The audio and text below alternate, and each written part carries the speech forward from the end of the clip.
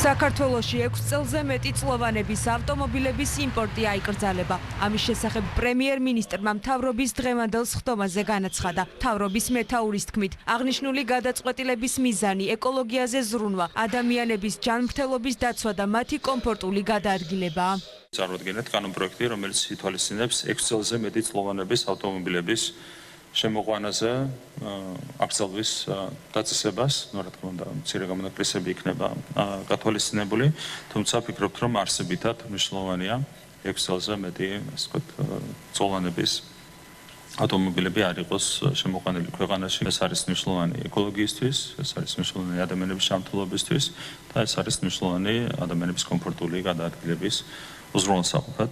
6 წელზე მეტი წლოვანების ავტომობილების იმპორტი და რეგისტრაცია 1 აპრილიდან აიკრძალება. შესაბამისი საკანონმდებლო ინიციატივა პარლამენტში უკვე წარდგენილია და ცვლილებების პაკეტზე მუშაობა უახლოეს პერიოდში დაიწყება.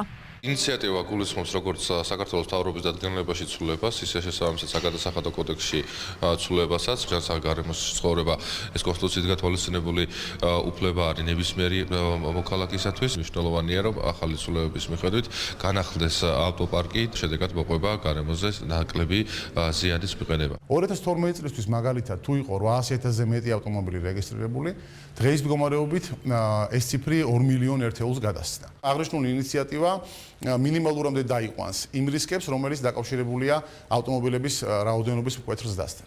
ქვეყანაში ავტომობილების რაოდენობის გაზრდილი მაჩვენებელი ჰაერის ხარისხზე პირდაპირ აისახება. ირკვევა, რომ დაბინძურების უმთავრესი წილი სწორედ საავტომობილო გამონაბოლქვზე მოდის. ნიშნულოვანია, რომ კვლავ დამატებითი ზომები მივიღოთ იმისთვის, რომ უკეთესი მდგომარეობა გქონდეს ჰაერის ხარისხის კუთხით, რაც საბოლოო ჯამში მნიშვნელოვანია როგორც თითოეული ჩვენგანის, ასევე ჩვენი შვილების ჯანმრთელობისთვის. ჰაერის დაბინძურების განმაპირობებელი უმთავრესი ფაქტორი არის საავტომობილო ტრანსპორტის გამონაბოლქვი. ეს არ არის მხოლოდ გარემოს დაბინძურება, ეს არის მიკროსკოპული ნაწილაკები, რომელიც სუნთქვისას ხდება ადამიანის ორგანიზმში და იწვევს სხვადასხვა სახის ფარულ თუ ხილულ დაზიანებებს. გამონაკლისები ვრცელდება M1 კატეგორიის იმ ავტომობილებზე, რომელთა ტრანსპორტირება უკვე დაწყებულია. 1 აპრილამდე დაიწყება, ან უკვე საქართველოს საბაჟო ტერიტორიაზეა შემოყვანილი. რეექსპორტსა და ტრანზიტის მიზნით შემოსულ ავტომობილებზე კი შეზღუდვა არ იმოქმედებს.